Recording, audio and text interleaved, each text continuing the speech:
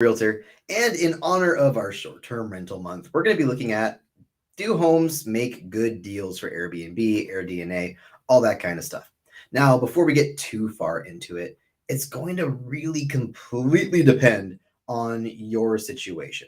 Okay, so whatever you have going on can make a big difference in this business. That's not the same as a long-term rental. A long-term rental, it just kind of is what it is, and most costs are pretty minimal aside from like updating the home, maintaining the home. With a hotel, on the other hand, which is what a short-term rental is, you have very wildly varying maintenance rates, management rates, just general labor rates and costs. So there's not going to be a cookie cutter situation for this. When we're looking at any investment, doesn't matter if we're talking about buying a business, buying a stock, house, whatever, we want to look at what is called the cap rate. Let me turn this down just a little bit here. So with a cap rate, we are looking at the percent return. So for example, if you invested $100,000 and you got $10,000 back every year, that would be a 10% cap rate. So ultimately, we want to keep our cap rate as high as we can. And with certain investments, you want really good cap rates. On certain investments, less so. For example, for most rentals, interest rates are wonky, and we can talk about long-term rentals a different day. But historically speaking, somewhere between like a 5 and an 8% cap rate is pretty good. Again, personally, right now with rates, I'd probably want it higher for it to be worth it to me. But a 5 to 8% cap rate makes sense. Now, for Airbnbs, depending on what your purpose is, how much you want to be involved, what your risk aversion is, typically you want to see somewhere between a 10 and a 30% cap rate, or a 10 and 30% return every year.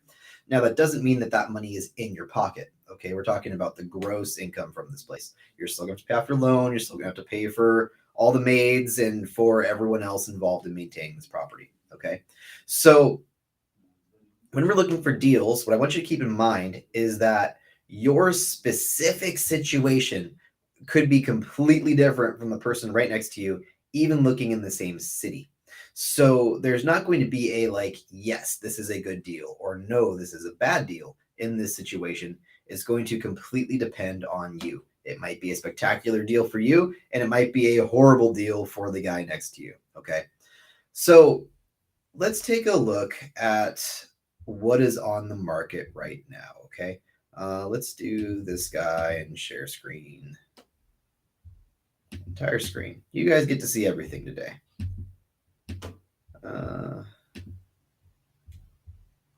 Where did we go? Okay, entire screen, this guy share. Wonderful. Okay, so as we are looking at what we're going to do, one of the first steps we need to do is look at the market.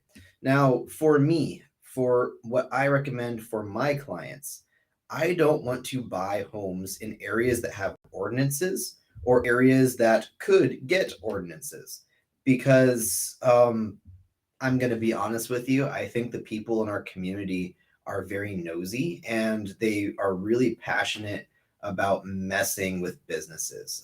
Just earlier this month, there was a new regulation that they put out for unincorporated land in the county regarding RVs.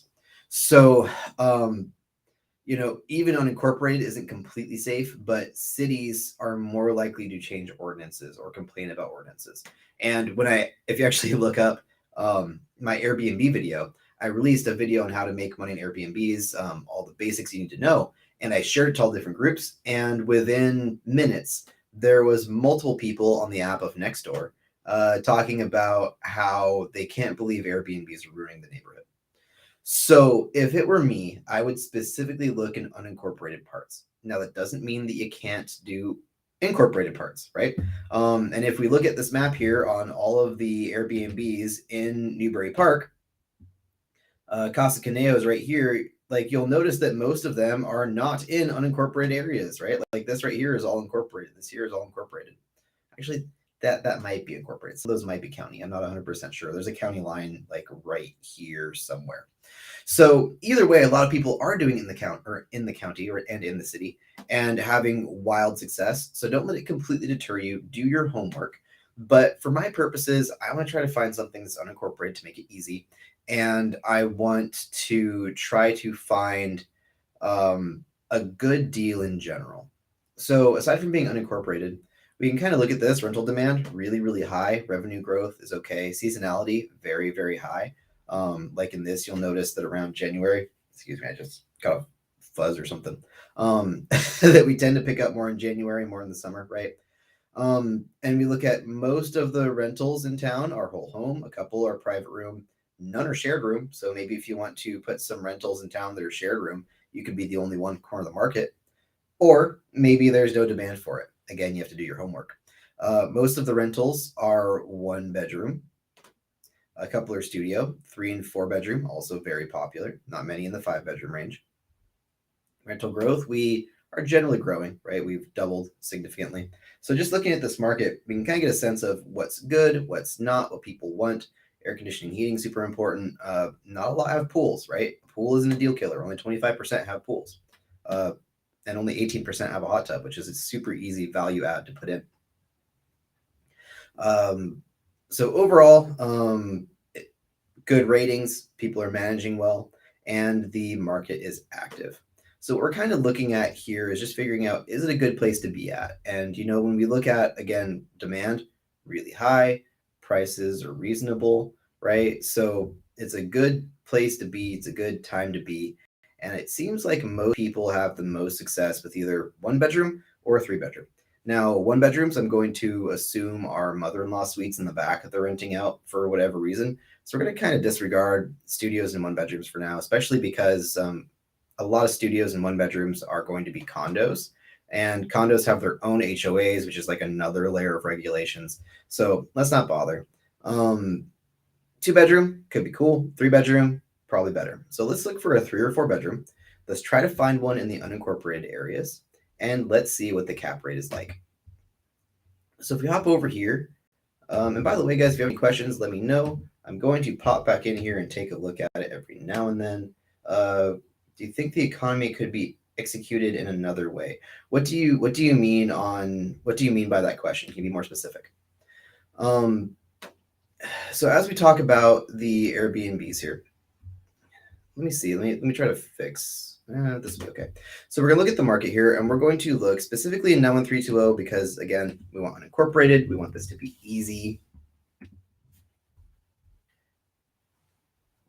Nothing in Casa Conejo right now. This one might count. Is that one? That one's not fantastic. So there's not a bunch of fantastic ones that are in county land. So how about we look at this one or one of these two?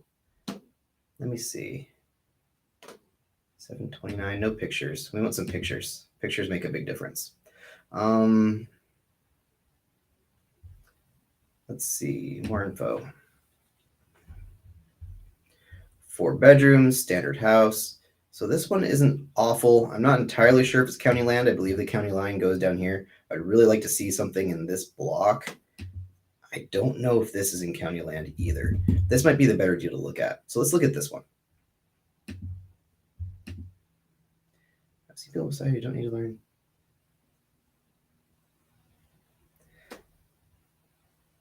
Don't need to learn knowledge and insult knowledge. When it comes to making money and keeping busy, it's going to be all about doing your own thing,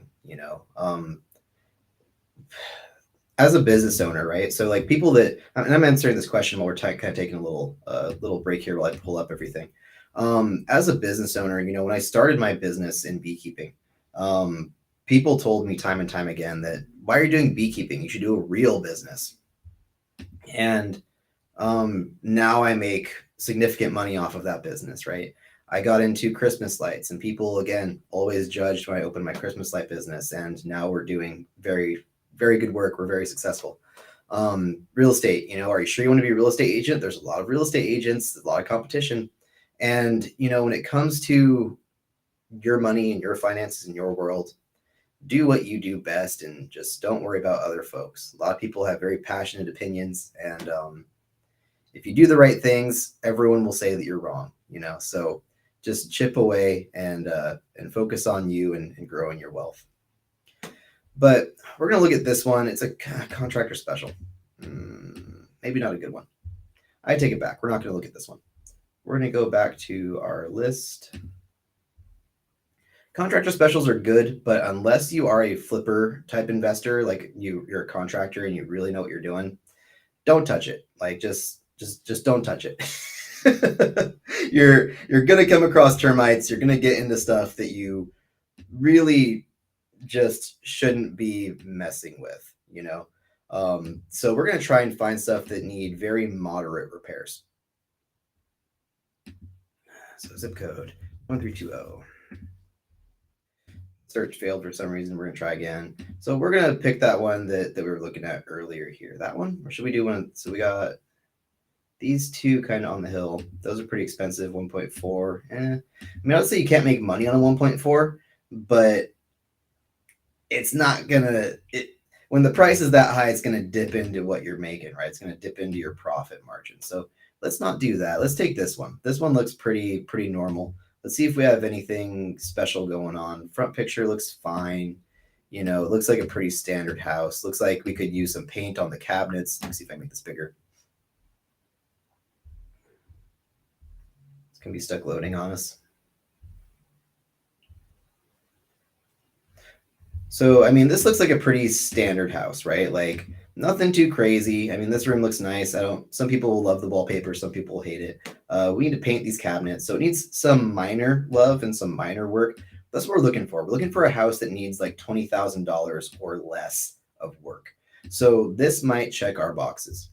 So if we want to see if this is a good deal for Airbnb, the next step is going to be to pop this puppy into AirDNA. Okay. So if you are a investor, you want to partner with a real estate agent that has access to this stuff. If you're a serious investor and you're doing several deals a year, then maybe it's worth it to buy it for yourself. But to get the big version for like the whole county of Ventura County, it's really pricey because they charge per zip code. They don't charge per city or anything like that. So you either have to get the entire state of California or you have to get one city at a time. And then as you're shopping, you're going to want to look at other cities. So if you're looking in Ventura County specifically, you want to partner with someone that just has the whole state. So you don't have to throw a bunch of money at all of these programs and making a whole thing. So you can count on your real estate agent if they're good to throw all this together for you. So what we're going to do is we're going to look at this property in the rentalizer. So our property is this guy here, 2762 Lander Court in Newbury Park, California. Copy. Now, when we're in Newbury Park, the city of Newbury Park is within the city of Thousand Oaks. So depending on what program you use, sometimes it shows up as Thousand Oaks, sometimes it shows up as Newbury Park. Now, keep in mind that this is an algorithm, and in the same way that Zillow is an algorithm, its numbers won't be totally right. It's a great ballpark. It's a great way to get a good sense of what it might be. But we can't only do this, okay? You are not guaranteed to make $123,000. You're not guaranteed to have a 77% occupancy rate. In fact, if I actually go back here, I believe the average occupancy rate, like we can look at a bunch of info here. Like if we look at the occupancy rate for a 4-bedroom, bedrooms 4. Ask me later. Ridiculous. Don't make me do that stuff. It's saying it's only 63%, right? But when we compare, that's not right. Less than 10 listings. So there's not enough data even for it to pull this properly. If we do 3 to 4, does that help it? No, it doesn't. So again, we are dealing with not enough data here. So, what it's saying, while it may be true, we need to look at the competition and do more stuff to figure out if it's right. But before we dig super deep into that, we really want to see if it's even in the ballpark of right. And as you do enough of these calculations, you're going to figure out what cap rate you need, what numbers make sense, how this all works. Because again, this home is listed for $935,000, right? So in theory, if this is right, um, we've got $123,000 in revenue. I mean, what kind of short-term rental do you have that can get a, what is that? 123 out of 935. 123 divided by 935. I mean, that's a 13% cap rate, right? Like, nothing's going to do that in real estate. You a lot of times out here, you'd be lucky to get like 6%. So that's where this is kind of incredible, is that the cap rate you can get out here can be really high.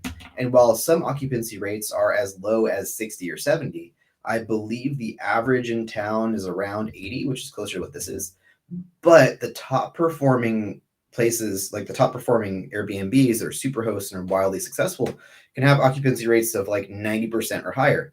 So, these numbers are a great guide, and looking at the competition is a great guide. But if you're better at marketing, if you're better at, making the place lovely and having people have a good experience, like this has RV parking, maybe that's a draw for people traveling across the country, right? So you can do all kinds of stuff to do value adds and make these numbers shift. So we have to be super, super careful, but you're going to get better at it. But we're going to use this as a baseline for just this general example. Okay, so we're looking at roughly 13% cap rate. It's a little lower than what I would usually like because I want to be more hands off, but that's okay. Purchase price, we're not going to put in $1,060,000. We're going to put it in as $935,000, like the asking price is. We're going to assume that we get it for that price, right? 9%. So this is already calculating expenses. So just to have this program make it really easy, right? Recommend, says we're going to make about 123.7, purchase price 935, has operating expenses in here, and it says our cap rate is 9%. Now, here's kind of the problem, is that we need to be extremely careful with our expenses, okay? We need to be very conscious about our lodging tax. While 5% is a good average, you need to look at your city, you need to look at your county, you need to break down exactly what that's going to be. Property tax is around 1%, so that's about right. But you'll notice here that all of these are zeros, okay? And all of these are zeros. So first, let's talk about furnishings. I'm just going to hop back in here, make sure I don't say anything. Wonderful, wonderful. So when we're talking about furnishings, the price is going to vary. If you're really, really frugal, you can probably get away with about $10 per square foot. If you're overspending, you'll probably spend about $30 per square foot. So let's call it 20 because we're going to pretend this is like your first Airbnb. And this place is 1,908 square feet. Okay. So we're talking around $38,000. $38,000 for furnishing. We're talking, and you have to keep in mind too, when we're talking Airbnbs, that like you're not just getting a couple couches and a couple beds. And while those are like $2,000 a piece or more, depending on how nice the stuff you're getting, we're getting sheets, we're getting the appliances for the kitchen, we're getting all of the cooking tools, right? All your pots, pans, knives, all that kind of stuff. So again, while this is an arbitrary number and will vary based on your situation and what you're comfortable buying of the place you offer, usually between 10 and $30 a foot is where it's at. So we'll call it 20, which will be high for some people. It'll be low for some people, is what it is. But for purpose of this, we're going to say it's $38,000. Home improvements. We for sure know that we need to get these cabinets painted, right? Super, super cheap thing to do that will make the place look much, much better. We're not doing a full inspection. We're not fully going through this property. It looks relatively turnkey, but we, in general, want to spend, less than $20,000. This one looks pretty good. I don't think we're going to have too many issues. But once we get into inspection, maybe there's a $10,000 fix. Maybe there's some other stuff going on, right? So let's say that for home improvements, we're going to spend at least $10,000. That $10,000 is going to include stuff like custom doorknobs for having guests in, all kinds of other things. Closing costs, again, going to vary. Let's call it, give or take, like $15,000. The reason it varies is because you can get closing costs covered or not. Talk to your escrow officer, talk with your lender, all kinds of stuff that you squeeze in there. Okay. Other, I'm not too worried about other things. I think if you get it furnished, fixed up, and we worry about the closing costs and the purchase price, you're about good to go. Okay. Now we're going to get into cleaning fees. And by the way, if you want exact closing costs, again, your realtor can find that. Again, just depends on your program. But we're not going to go over that part today because that's just for general home buying. And we'll cover that in the general home buying course. Okay. So in terms of cleaning fees, it's going to depend. This is a relatively big house. We can probably get away with $100 in cleaning fees, but what's the average guest stay for? Stays for 2 weeks. Um, are we going to get 24 guests times $100? So, but let's call it $2,500. Hopefully it's less, but you never know. Maintenance is going to be all the times the doorknobs get broken and other stuff goes through. We're going to have to worry about our what's it called? A property manager, all that kind of stuff. And so this is all going to vary dramatically based on wear and tear, what kind of stuff you have available in the property. There's going to be a tremendous amount of things that pop up here that are going to vary, right? In general, on most properties, you're going to spend about 1% just on HVAC, roof, like general building maintenance, plumbing. But then you're also going to, as an Airbnb, have another good chunk for things that you fix. So rather than saying it's 1%, let's call it 2%. Let's call it like $18,000. And it won't necessarily be that much. Again, it will vary, but let's just say. Insurance, utilities, again, it's going to vary. We're not going to play with those in this video because, again, there's other videos to look at. But the general rule for these is, as we're in escrow, ask how much the home insurance is. Ask what the utilities are. There's a lot of drama in California right now over home insurance and other things because of fires.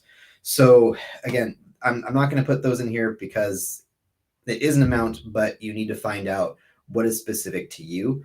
I could guess that it's going to be a couple $100 for insurance and it's going to be a couple $100 for utilities. It's going to be less than $1,000 a month combined, but again, we're not going to mess with that. There's no HOA, there's no other, but the one thing that we do have potentially is property management. So if you are going to be having a property manager take care of this whole place, they're going to take around 25%.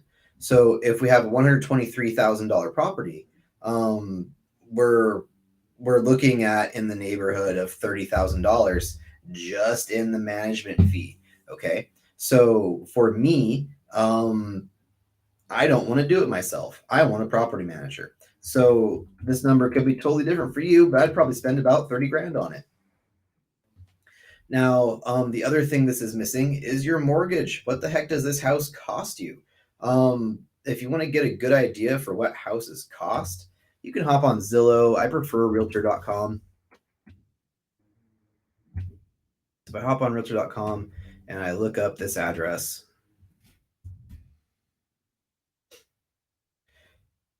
you want to keep in mind that all of these algorithms are going to spit out bad prices, right? The monthly payment is wrong. What they really want you to do is call. So they're going to give you numbers that don't work. So you want to know what your interest rate is. 7.2 actually doesn't seem too bad right now. You might be a little higher than that, maybe not. And heck, you could even copy these, right? Let's actually copy these because they're usually pretty close. So we'll call it 728 for property tax and 175 for home insurance, okay? 78 for property tax. Tax isn't on there. And then insurance was, what was insurance? 175. I believe that's per month, though. Is that monthly? Should be monthly. And let's ignore that. So when we're breaking down the price here, again, we're looking at, I like the right place. Why is it price different? $6.99. Did I change something? I'm looking at the wrong house. I'm looking at the wrong house. We're supposed to be looking at, where did our right house go? Oh, I am looking at this one. Okay, 2762 Lander. So this one is actually not 935. This one's 699. Am I looking at the right house? This doesn't seem right.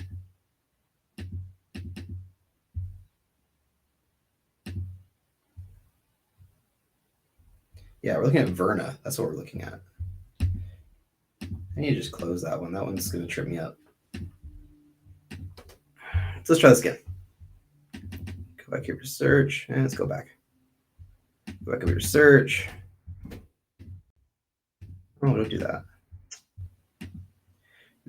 The wonders of doing this live. Trying to keep it as smooth and clear as I can, and then I cause hiccups. Okay, so we get back over to Verna here, and we're going to scroll down until we get to monthly payment. That looks better. Okay, so property tax $974,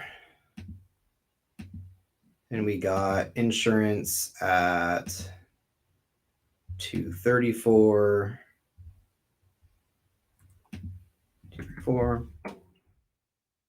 Utilities, I'm just gonna go ahead and say it's around like $500. It could be less than that. Let's call it $400 per month, though. So let's call it 4,000. Insurance is gonna be like 2,500. And then our problem is we have our management fee, which is down there. Okay, so overall we're cash flowing our net operating income with the property manager that costs 30 grand, right? Our net operating income is 25,642. Okay. Then we have to, wait, no, I have management in twice. That's what I'm doing wrong. Management's up there. So our operating income is 56,392. Okay. That's our net operating income.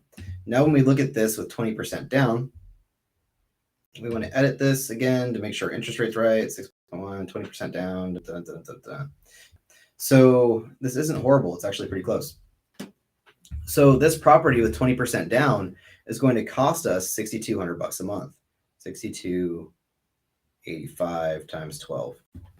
So the bad news on this one is that with interest rates like they are, it's going to cost us around 75 grand to keep this property running, but we're only going to bring in around 56 if we do average. Now, does that mean it's a bad deal? Not necessarily, because again, we can do better than average, right? So in this case, even though we're minus 25,000 bucks, whereas on a regular rental, there's like no chance this could work. Well, what happens if we manage it ourselves? Now we're at 81. Now we're making money, right? What happens if we take our time, right? And if we're renting later on and we refinance, get that interest rate down, get that payment down. So this is where it gets, kind of messy, and it depends on what you want to do. Because if you want to manage it yourself, 81,000 bucks. I mean, I'm gonna move this. This one can go away. If we do 81,000 bucks as income and it costs you, 75,000, you're making just about 10,000 bucks a year. Plus, maybe you make where'd we go? Plus, so you're making about 10,000 bucks a year. Plus, you're getting equity. Plus, you might do better than average and make even more than that. So, Airbnbs can be a really, really powerful way of getting real estate when the other methods aren't working. Or like if you have a long-term rental and you're trying to figure out how to make it work, maybe this is the way. Now, don't get me wrong. In this case, for me, I'm going to be honest again, my guys usually charge 25%, right? So for me, with a net operating income of 50 and a total expense of 75, I'm not interested. I need that to be at least, 80,000 or more for it to be worth it, with the hope I can refinance with the equity we're getting. So for me, I need the cap rate to be much, much higher. But again, if you can manage it yourself, if you have someone that's super cheap, this house could be a good deal. And there's going to be a lot of other great deals around. It's just going to be a matter of doing this every single time a home pops up. And what you're going to find is that that a 4-bedroom home on average makes around 120,000 bucks a year, right? You know that you need to get it for a certain price once you do enough of these. So that maybe 935 doesn't make sense, but maybe 835 does, right? Like if this home was $835,000 and your management fee was 25% still, because my guy costs 25%. Now, the net operating income's 51. Your monthly payment's going to be lower, right? So if we were to edit this for giggles and say this is like 835, now our payment's 4,500 times 12. Now we're at 54, right? So if we could find an $835,000 home that that is 4-bedroom and that we could rent out for about the same price as this, well, now we're at least breaking even. And on that same note, I know a lot of people that as they get into this business, they are very, very concerned about cash flow. They want to make that money, baby. And don't we all, right? Don't we all? But what you have to remember is that real estate isn't just about cash flow. Cash flow is a part of it, but that's not the only part. You're getting a bunch of tax write-offs. So if you have a significant income and you need to, put some money into something so that your tax bill's lower, this is a great way to do that. And also every year prices appreciate, right? Price of rents going up, price of these short-term rentals goes up, your equity and the value of the home goes up, you're paying off the home over time. So even if all you're doing is breaking even, which is still not an ideal situation, but if all you're doing is breaking even, then you're still able to have wealth grow. Again, on an $830,000 home out here on average, our market is anything but average right now, right? But on an $830,000 home, we typically see around 4% of appreciation, give or take. So even if all you're doing is breaking even on appreciation alone, you're making around $33,000. On top of that, you're paying off the home, so you're growing your equity. So, you don't have to make a tremendous amount in real estate right away to be able to make a lot of money in real estate over a couple of years, or like a lot of people over 30 years when the home's paid off and now you just got all kinds of money, right? So as we're looking at these, that is generally how I assess a deal. Let's get this all closed up here. Okay. So that is generally how I assess a deal for Airbnb, is using AirDNA and going through that way. Now, if we are going to treat this like a genuine should we buy it type deal, you need to hop onto Airbnb. Now, Airbnb is not super helpful in this aspect because they tend to hide stuff as best they can.